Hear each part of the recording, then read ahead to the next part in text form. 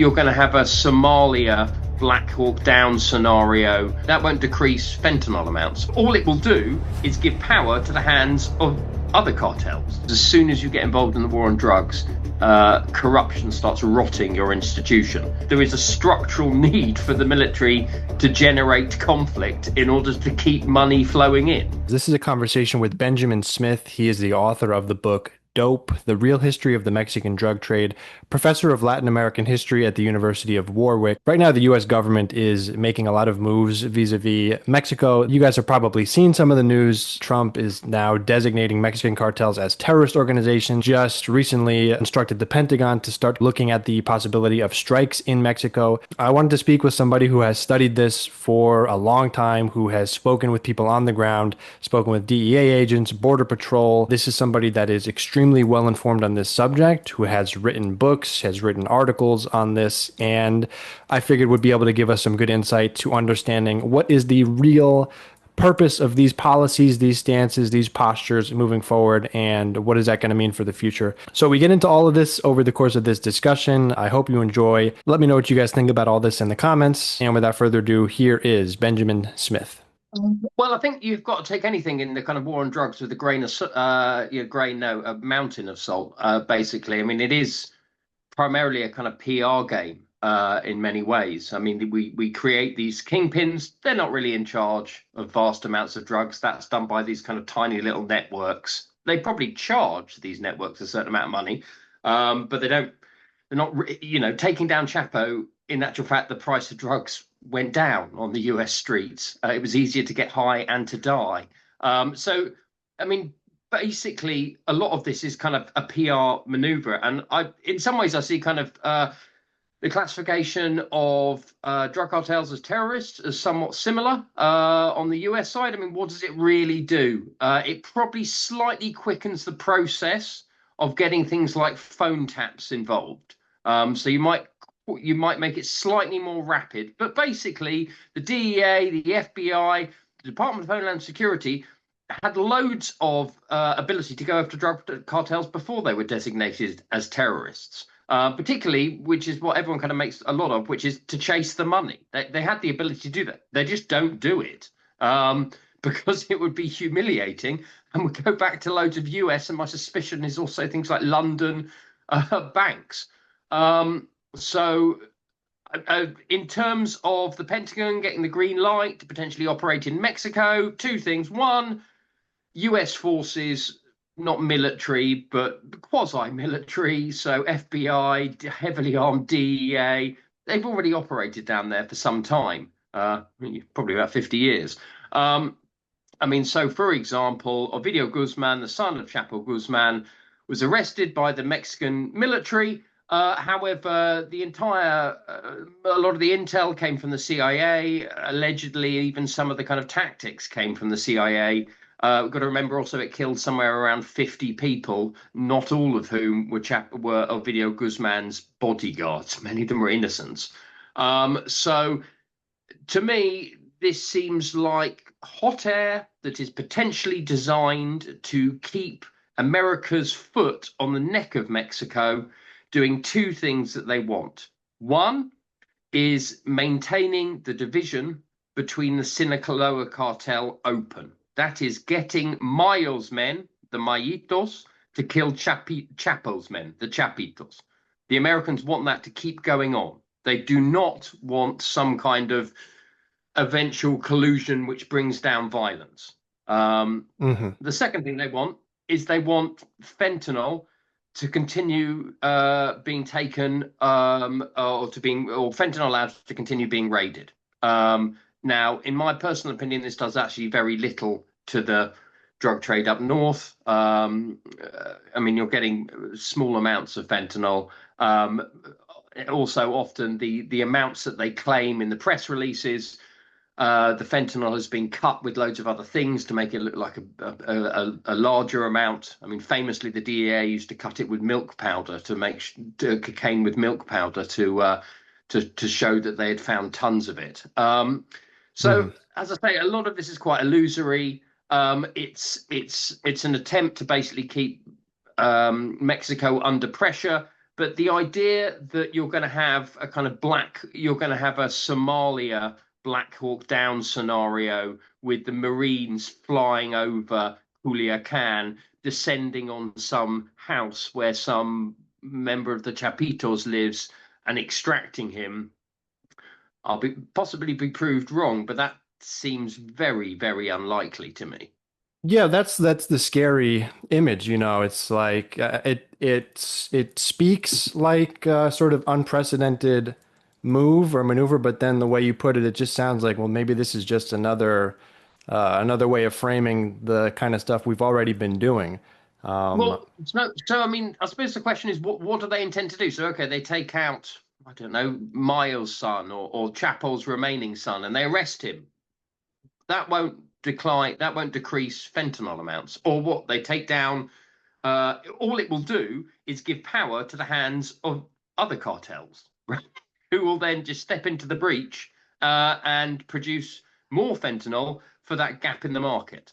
mhm, In actual fact, you take out Chapo's son or Mayo's son, all it does is all the people who are producing fentanyl don't have to pay Chapo or Mayo's son for a couple of months.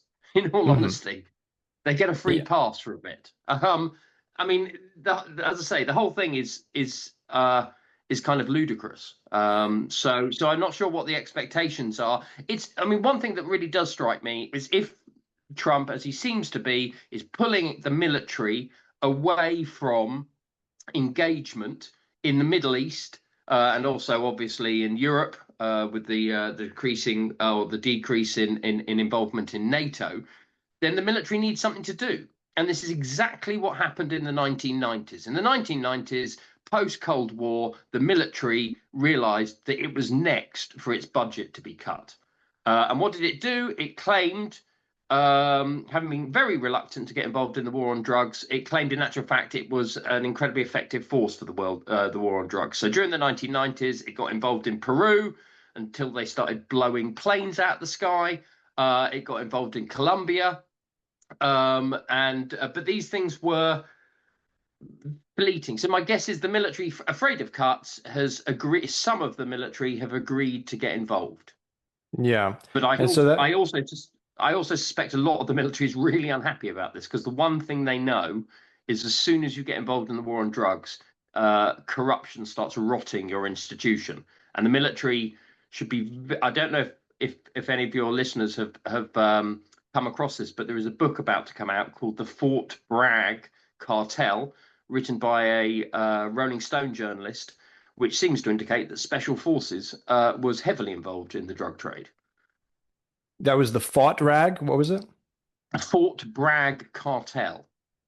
Ah, the Fort. Okay, I'll link it in the description as well because that could be interesting. And I think what you said was like when you talk about these institutions or these groups like your DEAs or your military, industrial, you name it, they become sort of a living organism, or just like any corporation or any individual, it fights for its own survival. It'll look for excuses to keep itself uh, alive or existing. And so that is the fear when you have a military based, a death and, chaos based organization that is trying to keep itself alive. That's a really nasty,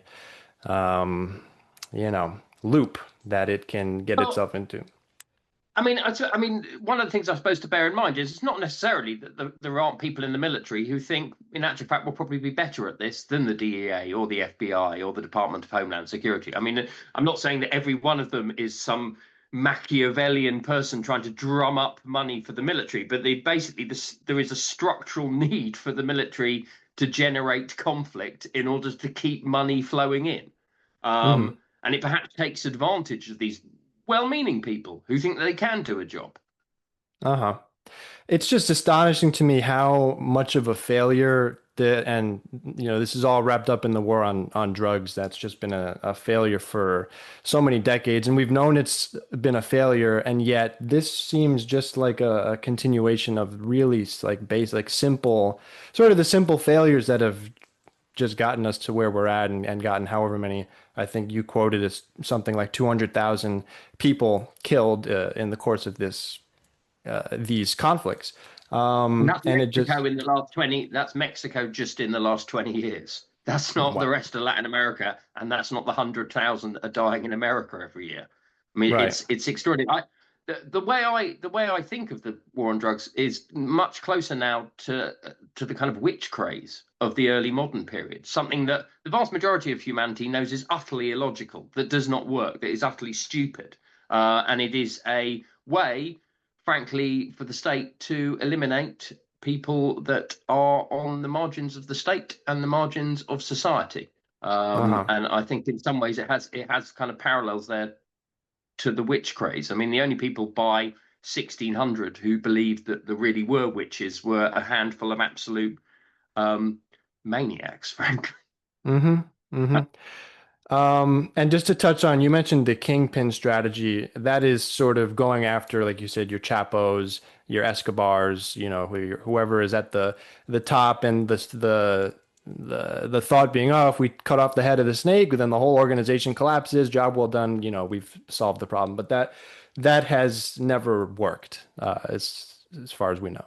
Is that correct? No, no, it's never. What it tends to do is you do two. Well, you don't really affect the amount of drugs flowing through, right? Because the drugs that Chapo's son is organizing, I mean, he's making deals with, I don't know, Indian or Chinese or Burmese precursor producers 2 years back, right? So this stuff is still going to flow in.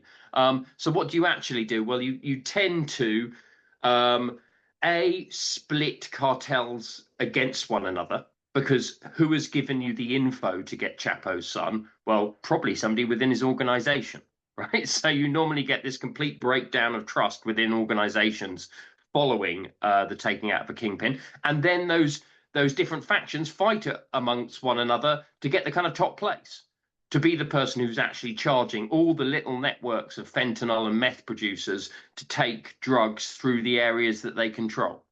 Hmm. So the Kingpin strategy has been, I mean, there's loads of incredibly tedious political science on this, but quite important political science, which will statistically prove here they took down this Kingpin, homicides went through the roof. They took down this Kingpin, homicides went through the roof. So, but they are homicides, frankly, that both the US and the Mexican government do not care about, because these are drug dealers. They're drug dealers, they're drug dealers' families, they're bystanders who live in these kind of communities, they're small time gang members, they're expendable. They're the witch living on the end of the village. Yeah. Yeah. It's such a shame. And it's such a shame that in these conflicts, a lot of the times, or almost well, all the time, who gets caught in the middle is the civilians, the farmers, the abuelas, just going Mm. about their day to day, and it's a shame. Well, Um, sorry. Well, I was going to ask. I mean, I'm not sure how many of your listeners would have kind of. There is an extraordinary story that got so little play in the West that I was very surprised by it. But one of the things that the factions that are fighting one another, they need raw recruits. Need people to recruit. I mean, nowadays we think there are somewhere around 200,000 people that are working for the cartels. These people have to come wow. from somewhere, right? Many people don't want to volunteer. So what do? They basically forced recruit them. Now, in March this year, they found what was called in the Mexican media the Mexican Auschwitz, where Oh for my God. 10 years, a cartel called the Cartel Jalisco had been forcibly recruiting young men and some young women to fight for them.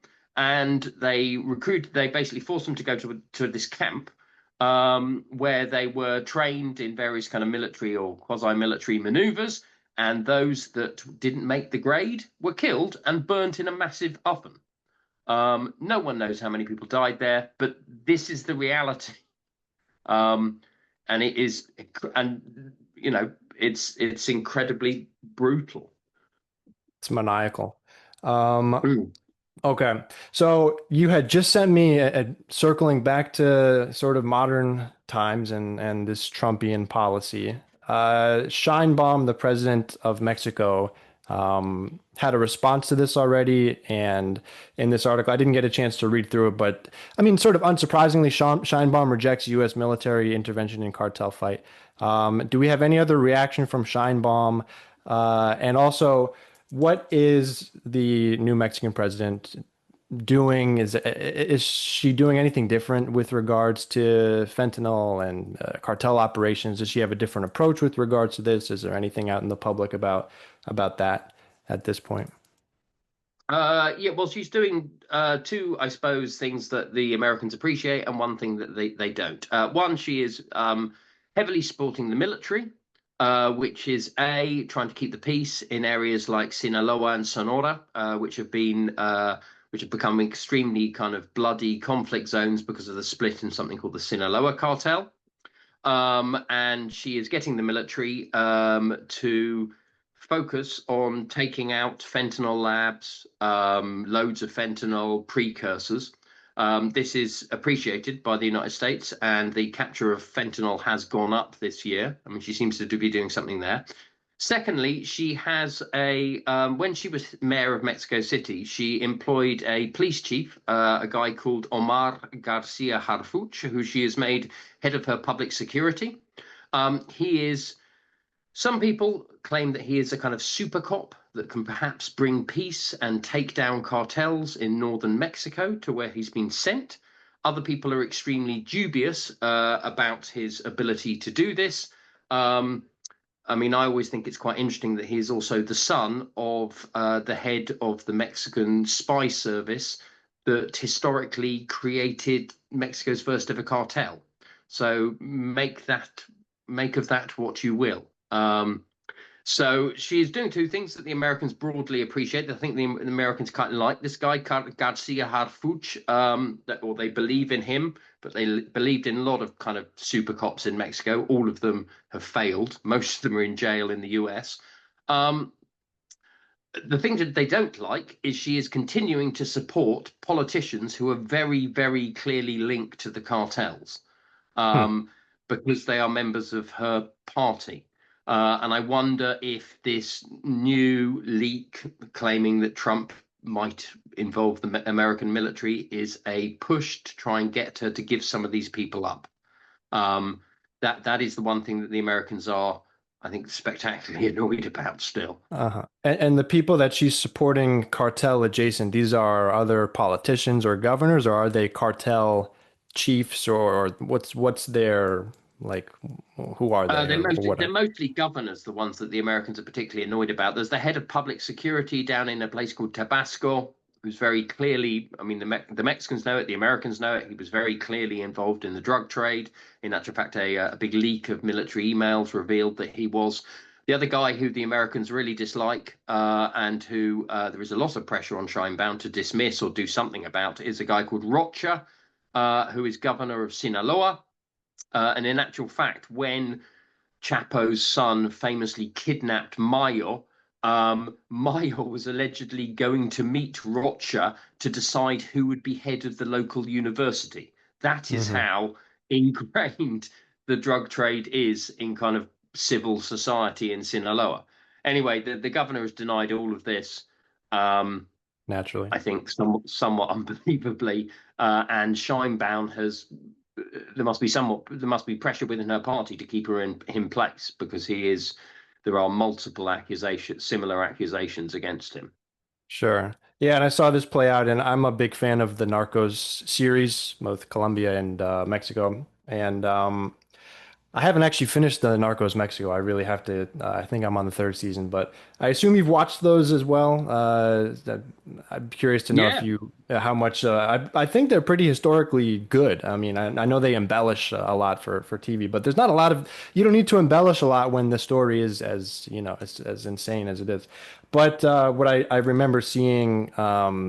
There was a governor who was working directly, like negotiating with one of the cartel leads, and I mean, that was just obviously shocking to me that you just have the governor of the state sort of obliged to work, hand in fist with these, cartels as just like part of the job, like it was just par for the course. yeah. I mean, I mean that is definitely the case. And the example that they gave in the Narcos Mexico series, I mean that there's fair. There's a lot of evidence. I mean, there's that horrific scene at the end where I think the governor, maybe you haven't come to this, so I apologize if I'm going to do a spoiler here, but eventually That's the fine. drug dealers he kind of gives up some of the drug dealers, so they eventually track down his son, cut his head off, and send it in a box to the governor. I mean, yes, and I believe that has some truth to it, so some validity to it. Yeah, I mean, Mexican governors, Mexican mayors, Mexican police chiefs have been involved in the drug trade for over a century. I mean, one thing that I would say is I think we often think that that kind of corruption stops over the border.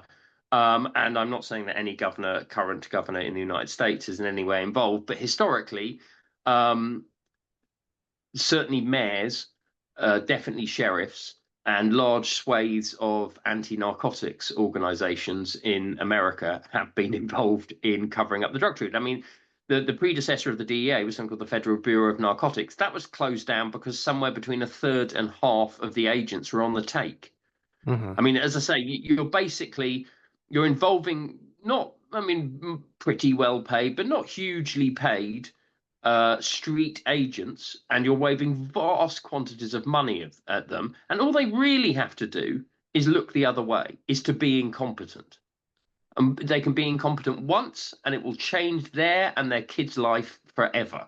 Hmm. So I'm, and I mean, the DEA, I mean, well, so Border Patrol, I mean, I've talked to quite a few Border Patrol agents. In actual fact, I'll tell you a brief anecdote. I went to talk in El Paso, and I was rather provocatively put on X something like, I'd love to see some DEA agents or Border Patrol agents there. So I turned up at the University of Texas El Paso, and I saw at the back of the room some rather kind of heavy-set men. And I thought, oh God, they're going to really dislike what I have to say. And they all came forward and said, "You're absolutely spot on.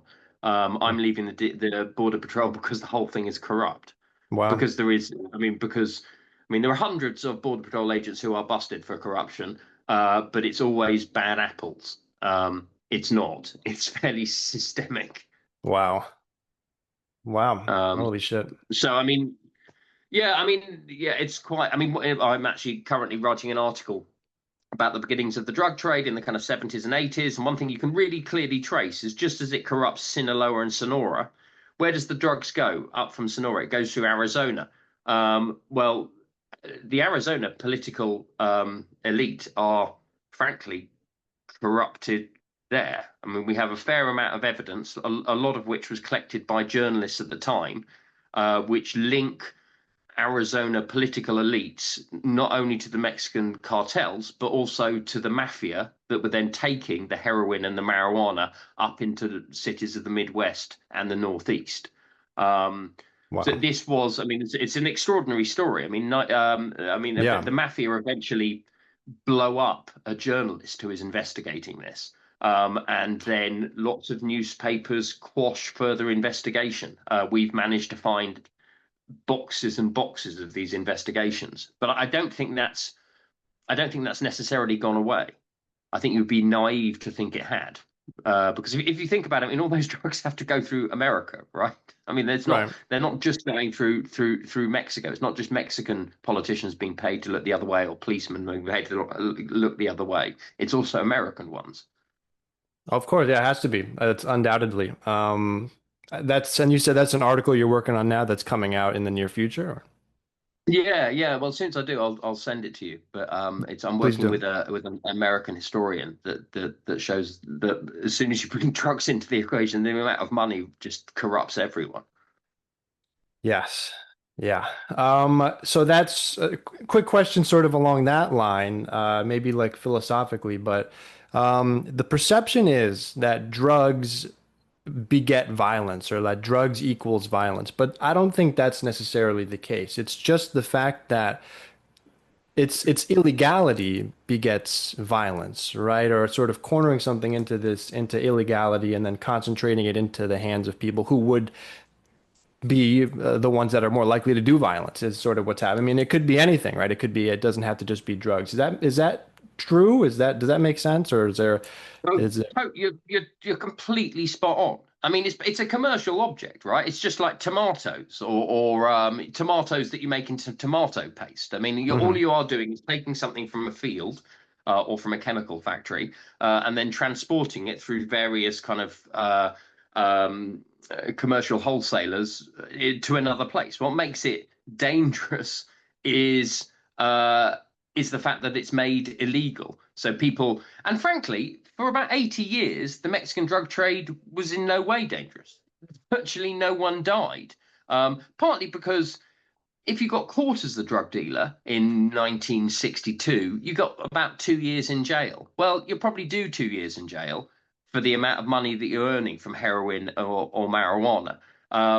What changes it, what makes it violent, are two things. One, the US and the Mexican police start to use unbelievably brutal forms of torture to get information out of people. So you're going to give people up, and people don't want to be given up, so they'll kill you first. And secondly, you get very, very large periods in jail. And those Hmm. two things mean that people are prepared to shoot first and ask questions later. You suspect somebody is an informant in 1950, why cause a fuss? Why murder them? Right? In which case, you might get busted for murder. Right? In 1980, it probably is worth killing them, because if you suspect they're an informant and they dob you in, then you're going to get tortured brutally. Your money's going to get taken off. Your family's probably going to get tortured. And then you're going to have to give up everyone else who'll probably try and kill you for doing that. So it's the policing of the trade that makes it violent. And you can trace it out really easily. There's just no violence between about 1920 when it starts and 1970 when the police start to really clamp down hard on it. Hmm. Wow. I mean, it just makes sense. It just makes logical sense at the end of the day. All right. I want to get to talking about solutions because we've obviously seen the failures. I kind of have, well, I know it's complicated and it's not like you're not just going to implement a singular policy and solve all this because it's so systemically rotten. But how would you fix it? Like, let's say, I don't know if I want to frame it as how do you, yeah, I mean, how do you end the drug war? How do you end the violence or the hundreds of thousands of people dying from fentanyl and overdoses? I mean, like, how do you turn off the spigot? I mean, we do have models of how to do that. I mean, there are countries that have basically radically reduced drug overdoses, radically reduced dependency on drugs, such as Portugal, which did it by decriminalizing. However, one thing that Portugal did have, so one thing is you either decriminalize and then legalize. You have to do this quite gradually. You can't just do it overnight. I think that is problematic in its own way. But fundamental to this process, and I think something that's always left out. I mean, I know that a lot of what we might call libertarians in the United States will say, yes, legalize drugs, yes, or decriminalize drugs. What they tend to ignore is you've got to have a health service and a series of psychological services that can deal with a lot of people who are coming off these drugs quite slowly. Now, a good model for how to do this actually is the United States. So in 1914, America, everyone goes, oh, well, they banned drugs in 1914. Well, they didn't ban drugs. What they effectively did is say, if you want heroin or morphine or cocaine, you have to go to a doctor. Now, doctors are kind of expensive. So rich people went to doctors and slowly got off narcotics. Poor people couldn't afford to go to doctors, so they went to local drug dealers and they got stuck in jail. Now, between 1914 and 1940, drug addiction in the United States falls to virtually nothing. And that is because the poor have been stuck in jail, and the rich have had the kind of medical care and psychological care necessary to let them off drugs slowly. And they are let off drugs. They do get off drugs slowly. I mean, this takes quite a lot of money, and particularly given the US's, you know, crisis of both meth and fentanyl addiction, it will cost enormous amounts of money and be massively unpopular. I mean, people are not willing to give people, you know, because you'd have to also invest in things like housing, jobs for these kind of people. You have to basically, people do not get addicted because they're innately bad or because they have some kind of genetic deficiency. They get addicted because they've gone through some horrendous kind of trauma, either in their childhood or PTSD of your vets. That's why they're addicted. So they have to be treated for that. Yeah, and the shame of it is, we probably still have, I mean, we probably have the money to do it. We've probably had the money to do it, or we would have if we hadn't gotten so involved in, these endless, useless conflicts that have cost trillions of dollars over the course of 20, 30 years, Afghanistan, Iraq, etc. I do have a large libertarian audience. I do share a lot of sympathies with a lot of them, and we disagree massively in other areas. But that's one that we find a lot of agreement on. The anti-interventionism, diplomacy, freedom, liberty. Do what you want with your own body. Whatever you want to that extent. I mean, I'm Um, I'm broadly in agreement with that. I just think that you could, I mean, you're going to get what happened. I mean, the example there is an example in the United States or Oregon where they did de facto decriminalize these drugs, and then they found out everyone was it was they were on the streets, they weren't getting the medical care necessary, and it was a complete disaster, and it was reversed. right, So you have to implement this incredibly slowly right, with the kind of support necessary. I mean, it's and quite a that's boring answer. No, I mean the most of the right answers are boring, unfortunately.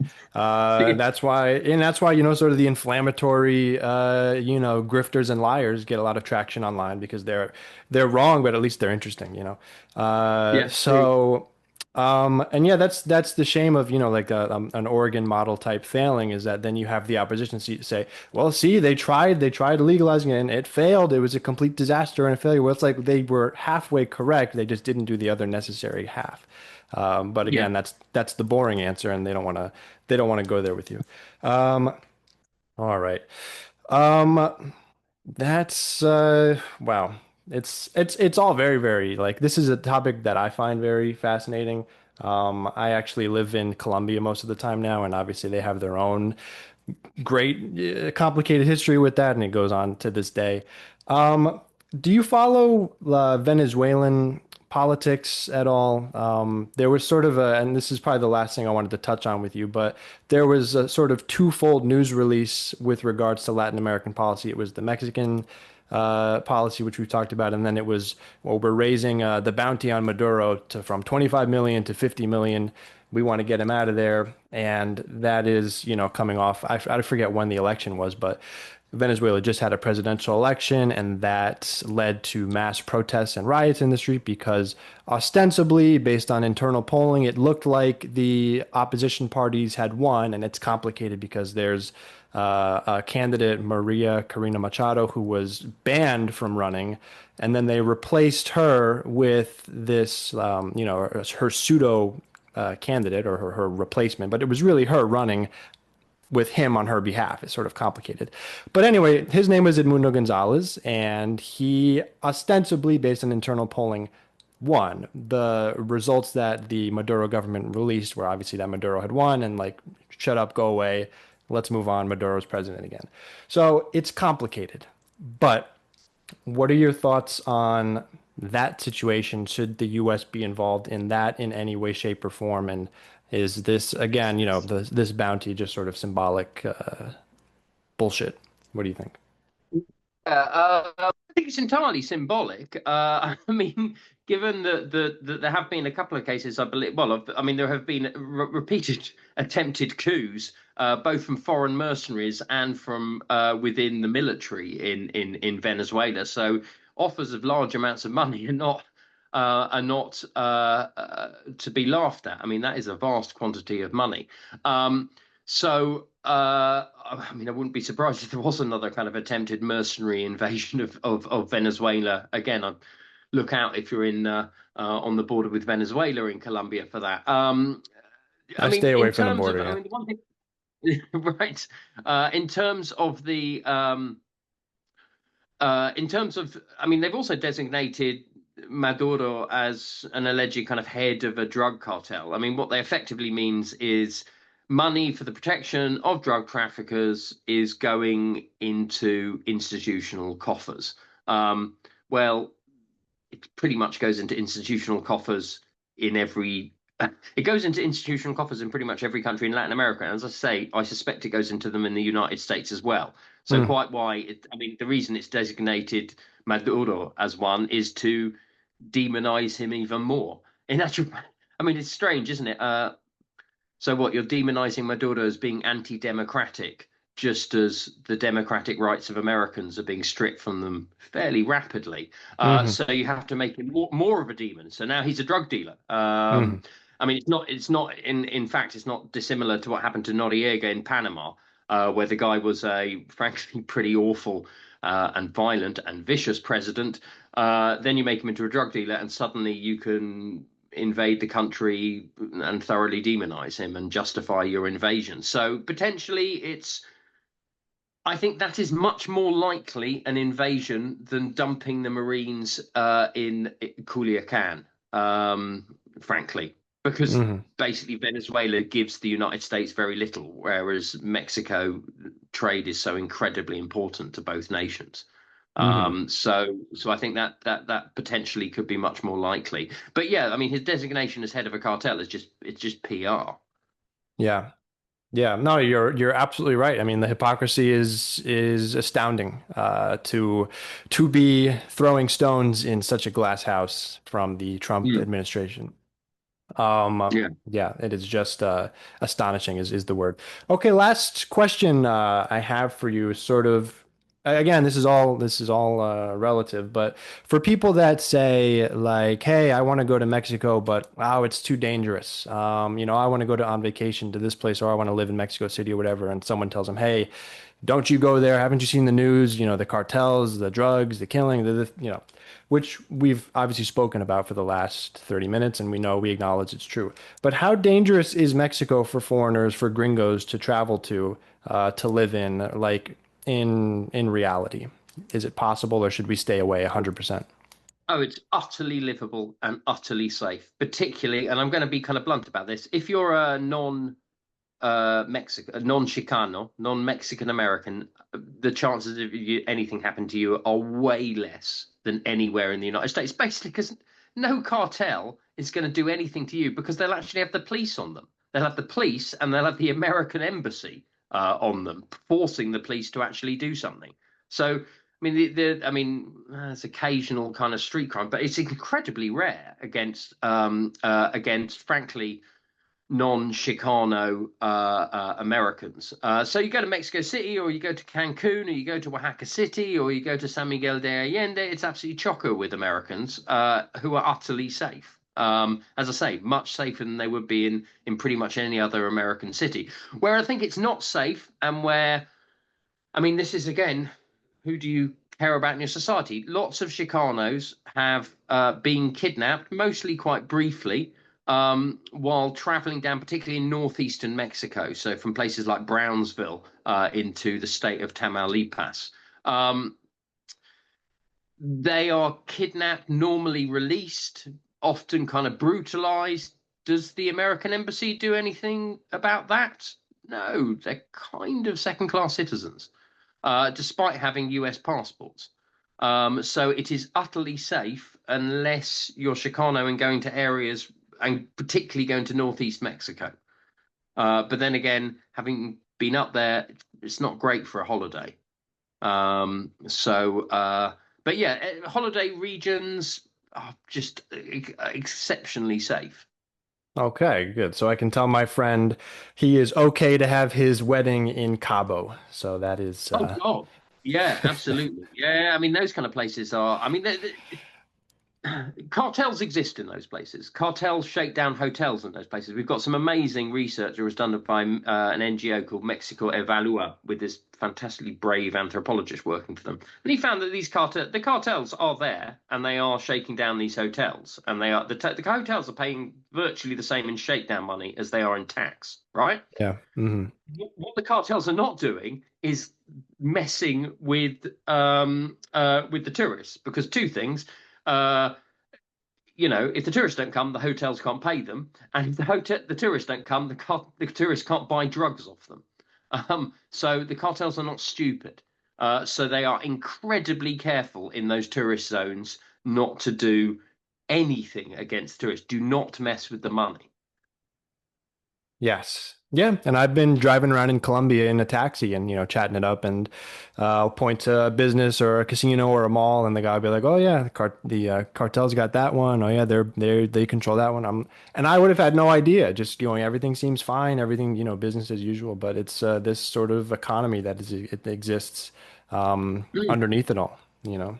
Yeah, yeah, no, absolutely. It's very similar in Mexico. I suspect there are bigger swathes of Mexico that are kind of shaken down in that way, maybe than Colombia even now. But yeah, no, I mean tourists are fine.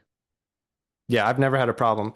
You have to be careful. You have to go, make sure you're not going and getting yourself into looking for trouble or these things. If you are looking for trouble, you're going to find trouble. But I've never Yeah, had a problem. I haven't been to Mexico yet, but I plan on going, hopefully soon.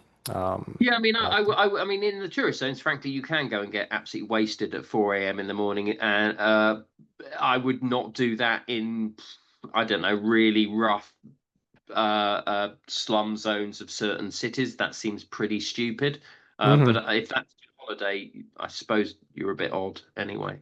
sure. Agreed. Another point of agreement.